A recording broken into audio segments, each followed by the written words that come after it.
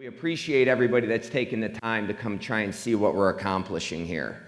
And what we're really ultimately trying to hope to do is showcase some of the students that are coming through this program. And one of the integral parts of what we're trying to teach is public speaking. So you can see that we are opening this stage up for the students to come out here and face what some would call their greatest fears. So as you see these students present tonight, understand how far outside of their comfort zone that they're truly going. Because it gives you a higher level of appreciation for what they're doing up here. And I'm impressed every time I see them present. So last month we talked about first impressions. And one of the things that we opened with, and this always happens when we first start the class, and for those that are new tonight that didn't see last month, this will be new information. But for those of you that were here, it's going to be repeated, but I think it's worth talking about again. A lot of times when the students come into ABC, they immediately think we're just going to learn how to make money. It's all about doing business deals. We're going to learn how to public speak, and it's all about making money. And that couldn't be further from the truth. That's not what this is about. What we're truly trying to teach is actually the curriculum tonight is how to build a network. How to build a network. That's the most important thing that you can learn how to do. And so for those of you that were here last week, you're going to have to bear with me on this because you're going to hear it again, but it's an important point. We need to address the difference between money and networks because there's a big difference between the two of them. Both are important. I'm not saying money isn't important, but both need to be addressed because they're very different. So the first thing we look at with money, right? What you got to understand about money is money comes and goes. Money comes and goes. Money is transactional. You make money, you spend money. You win money, you lose money. You invest money, it goes up, it goes down. You get a job that pays you money, that job goes away and doesn't pay you money anymore. Now your network doesn't come and go. Your network, when constructed properly, is going to be with you for the rest of your life. Money, believe it or not, does not care about you. Money will take you down a dark path. Money will derail you and not even think twice about it. Your network, when constructed properly, is bumpers on a bowling alley. You go too far right, it brings you back to the middle. You go too far left, it brings you back to the middle. Your network is there to keep you centered. Money couldn't care less which way you go. And with that said, believe it or not, money is not going to remember you when you're gone. Money does not care about you. Money's already moved on. But your network, the people around you, the people you help, the people you instill your values, the people that instill values in you, that lives on forever. So understand that this program is not about money. Money is a byproduct of it, which is why a lot of students join the program, because they do ultimately want to learn what are the ways to make money and manage it efficiently and ultimately help other people with it. But the most important building block in all of this is your network. That's an asset that lives with you forever. So tonight, we're going to talk about networking, okay? So I always like doing this because I always find the textbook definition of things interesting because it never really truly helps explain what it is. The textbook definition of networking is the action or process of interacting with others to exchange information and develop professional or social contacts. What does that even mean? What does that even mean? The one thing I did get out of that is that there are two primary networks that you have. You have your personal network, you have your professional network. Your personal network is exactly what you think it would be. It's your friends, your family, your acquaintances. Your personal network is what you build first. You don't come out in 5th grade wheeling and dealing building a professional network. In 5th grade, you're making friends, you're figuring out how to interact with others, how you can help people, how they can help you. Your personal network is built first, and then your professional network is built later on. And the professional network is more of a strategic alliance with people that might share a similar interest or benefit from each other's contacts. And eventually, as you grow both networks, they come together. And that's a pretty nice spot to be, is when your professional network and your personal network are now one. And it does happen as you develop it properly. So what are the components of a network? People, information, and opportunities. Read them in. How do we speak? In threes, right? People, information, and opportunities. And guess what's at the top of those variables? People. People. Without people, networks don't exist. And that's the problem with, I think, what's been happening with this tech revolution, is we've gotten away from actually being around people. Everything's digital. People are the most important, because then information comes from people. And I don't mean like an insider hot stock tip information. I mean like, hey, you should listen to this really cool podcast. It talks a lot about kind of like mental health and work-life balance. Or you should read this article, this op-ed I saw in the Wall Street Journal. It's really fascinating. That's the kind of information that can flow. And then it's opportunities. And opportunities are exactly what you think they could be. It could be, hey, they're interviewing for a job over here. I'm going to give them your name. Or, hey, I met this awesome girl. I'm going to set you guys up on a date. There's opportunities. Personal, professional. But when you have these three variables, people, information, and opportunities, how do you actually harness all three? And that's where this program, what we're trying to teach, comes in. We are trying to teach our students how to be COIs. COI. And what does that stand for? It stands for Center of Influence. A center of influence. What do centers of influence do? It's exactly how it sounds. If you're at the center, you're in the middle of something. If you can influence, it means you have the ability to direct the actions and opinions and decisions of others. You have the ability to influence.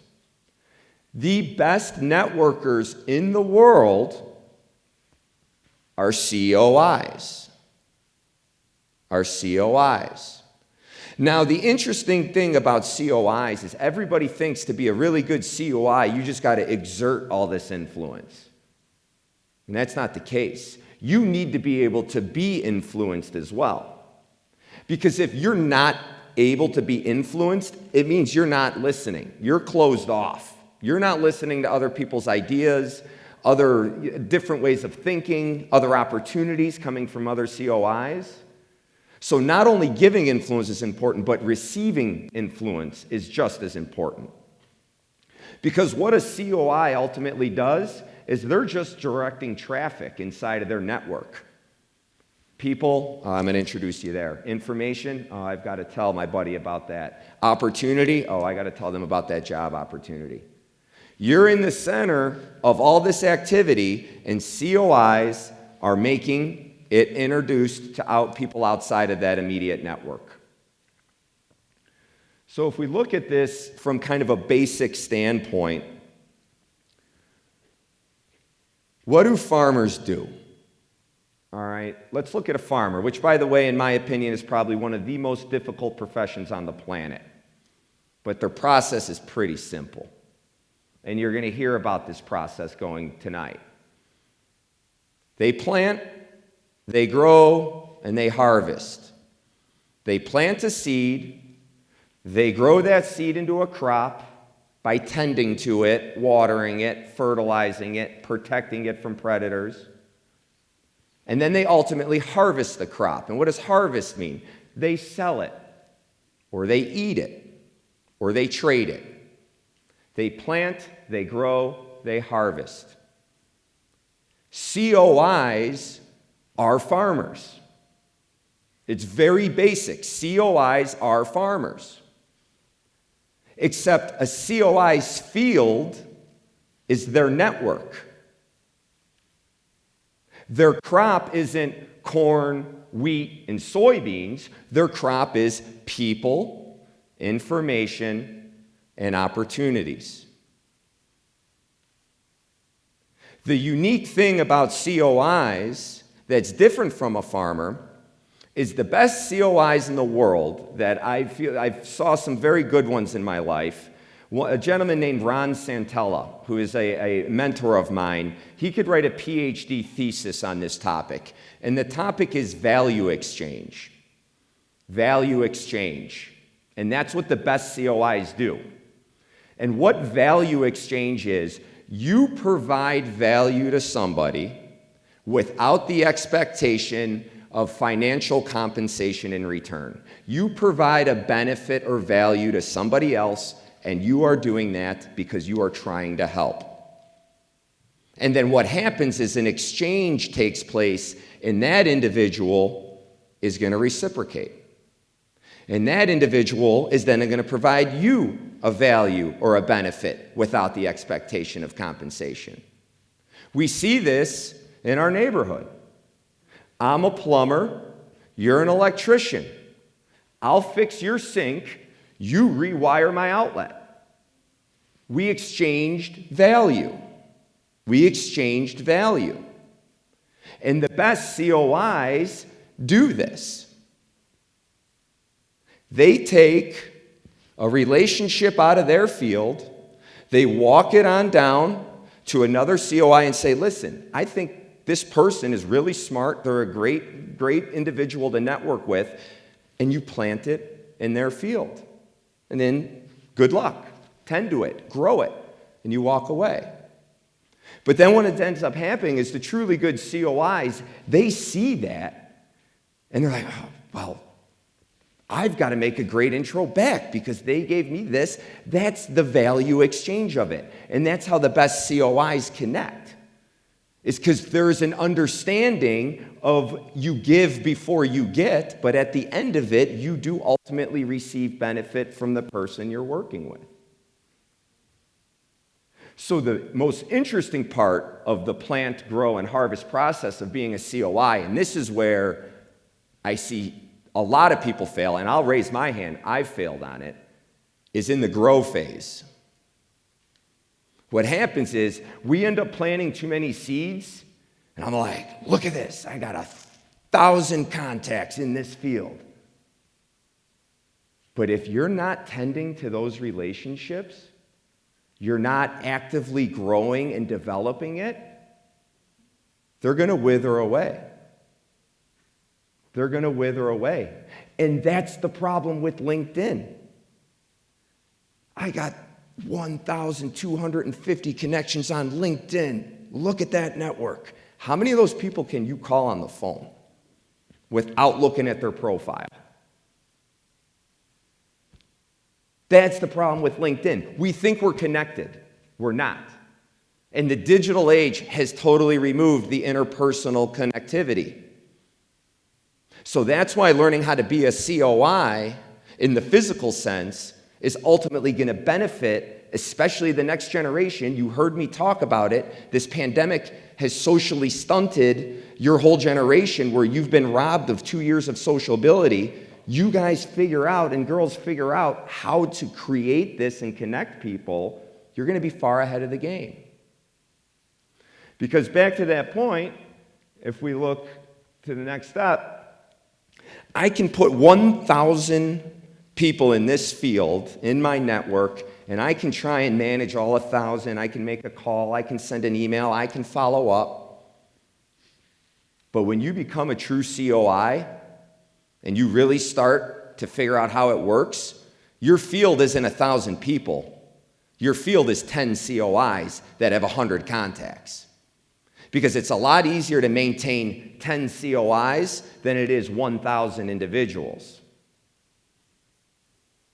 And that's what we're trying to learn. And that's what we're trying to teach our next generation, is how all of you can become COIs and understand value exchange. You know how powerful that is? If you guys can figure out how to do that.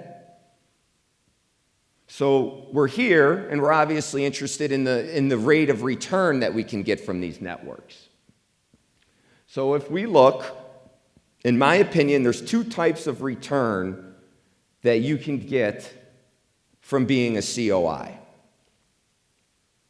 There's physical income, where, hey, I'm going to refer you this deal. It's not necessarily value exchange, but I'm going to get paid for doing the deal. And that's what ends up happening at the higher levels of COIs with business. They end up monetizing it, making money off of it. The second return you get, and this is actually my favorite return, is what I call psychic income, mental income, emotional income, psychic income. Because the emotional income you get from helping other people and providing value is second to none. And the more psychic income you put out there in the world, I think physical income follows, because more people want to help. Because if you go into this expecting to only make money on it, it's not going to work. But if you go in with the understanding that you are going to try and provide true value and generate that psychic income, that good feel from helping others, it's an incredible combination.